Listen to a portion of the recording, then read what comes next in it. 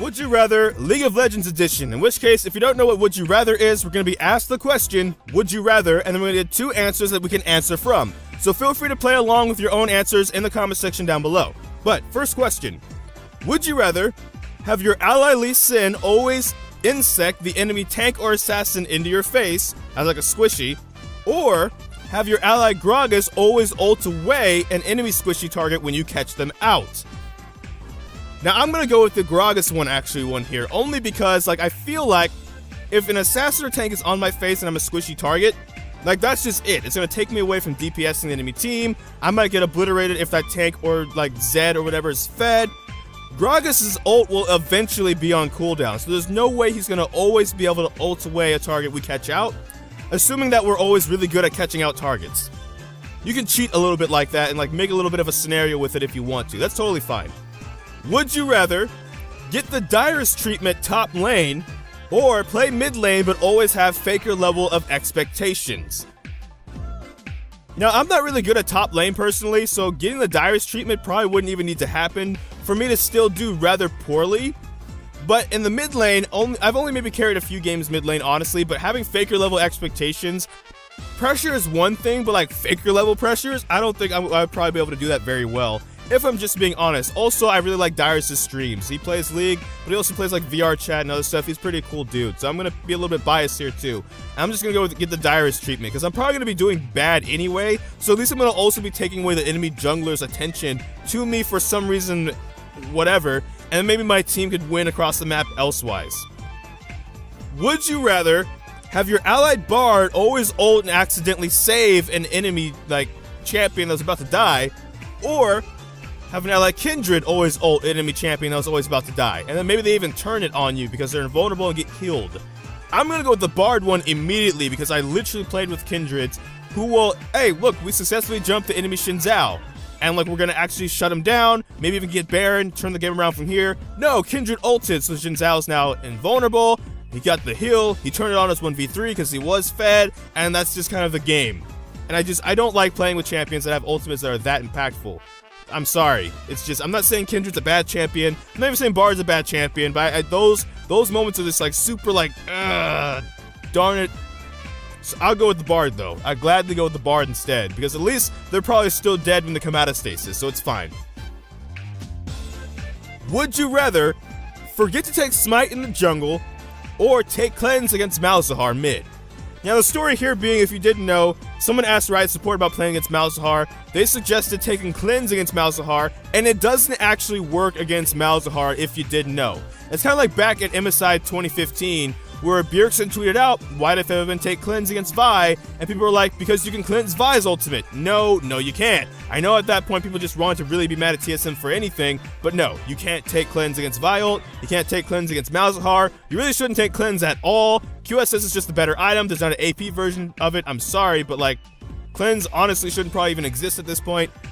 Just don't take Cleanse. If you're thinking about taking Cleanse, just don't. Buy the QSS instead. Even if you're Ryze, I'm sorry, we don't have a better option right now in the game. So I'm going to go with taking Cleanse against Malzahar, because I'm not literally unable to jungle though. Would you rather have your least favorite champion get buffed, or have your most favorite champion get nerfed?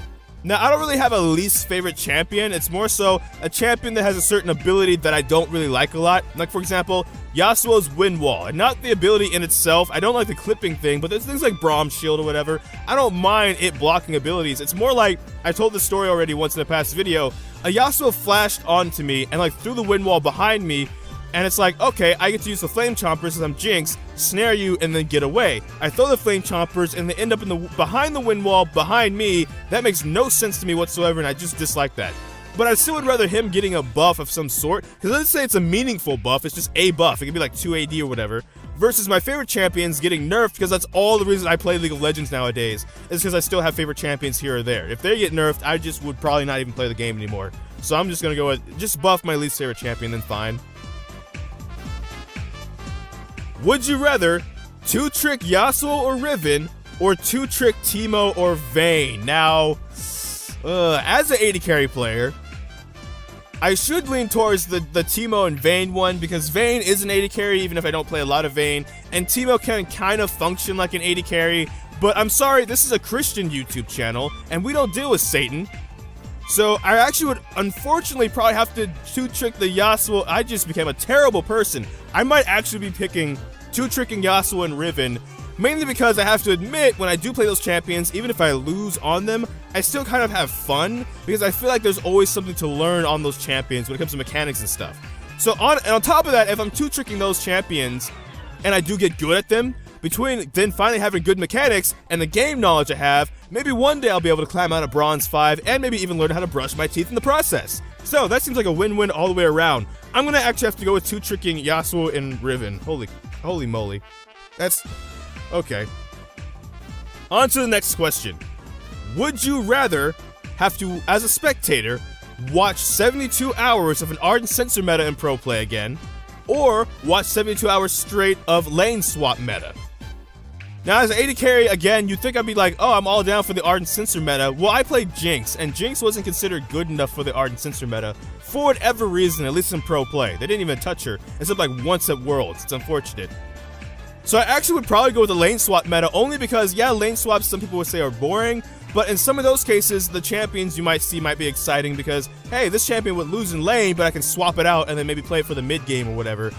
I'm gonna try and go with the people's answer too, because I just really didn't see anybody that really liked Ardent Sensor meta. Like, even AD carries, by the time it was all said and done, didn't like the Ardent Sensor meta. So I'm not gonna go with the Ardent Sensor meta and hopefully gain some brownie points with y'all and go with the lane swap meta instead.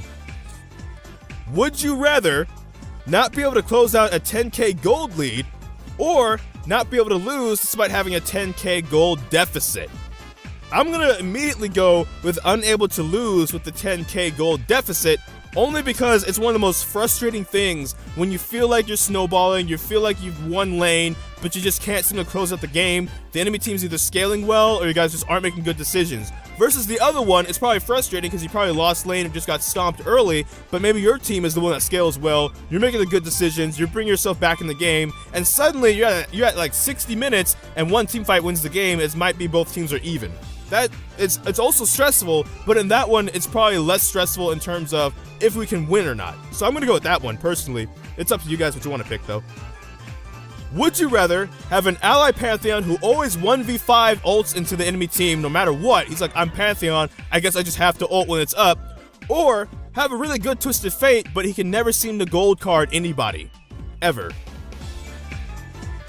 And honestly, probably I'm going with the Twisted Fate one. Immediately going with the Twisted Fate one. Because the Pantheon one, that's just super frustrating. It's like, guys, we're fighting and we're fighting now. And it's like, yeah, but you can jump halfway across the map. We can't catch up to you like that. So you're just gonna die and then spam ping us for like not fighting. When we're like, we're all the way at Baron. You ulted down to like their red buff on blue side. Like, we can't get way over there suddenly that fast.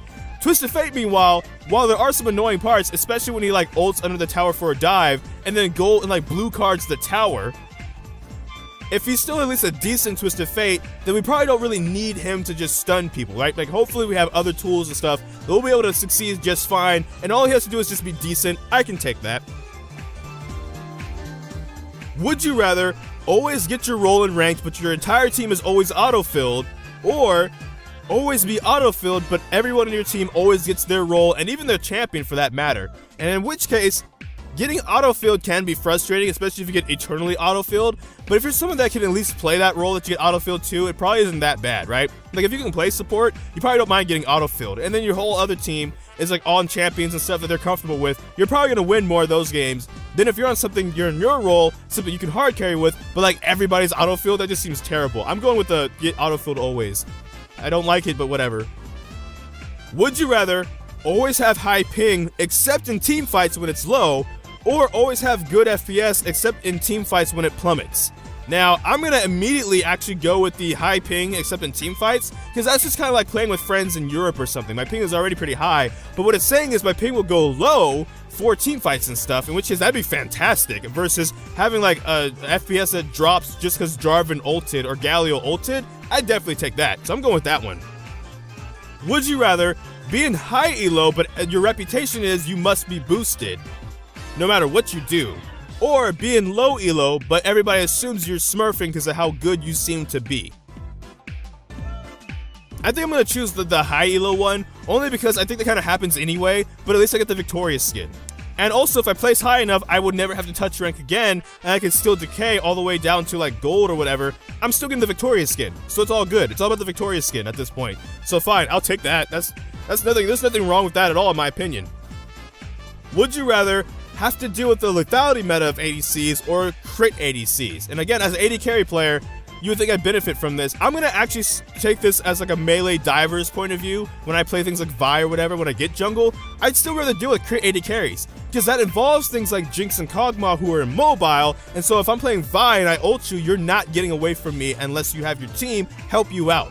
If you're Ezreal or Lucian or even Vayne or something, you're gonna be able to probably peel me off of you by yourself, especially Ezreal with blue Ezreal just kiting me forever while slowing me. I hate that. There are people on the boards who would rather deal with the crit 80 or not deal with the crit 80 carries because of their range. Honestly, I'll take your range and also your immobility. I'd gladly take dealing with crit 80s over lethality 80 carries any day.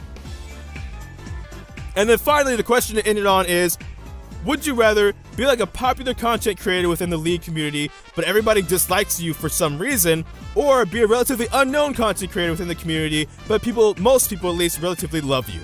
And I'm gonna go with that later one, obviously. I think it's better to be loved than hated, because then when a moment comes up for you to be overthrown or whatever, people will actually maybe rally to you or defend you, or it also just means maybe you're making content that's actually good so you're not wasting your time. So, that's all for this episode of Would You Rather League of Legends Edition. If you liked it, I would gladly do more of these.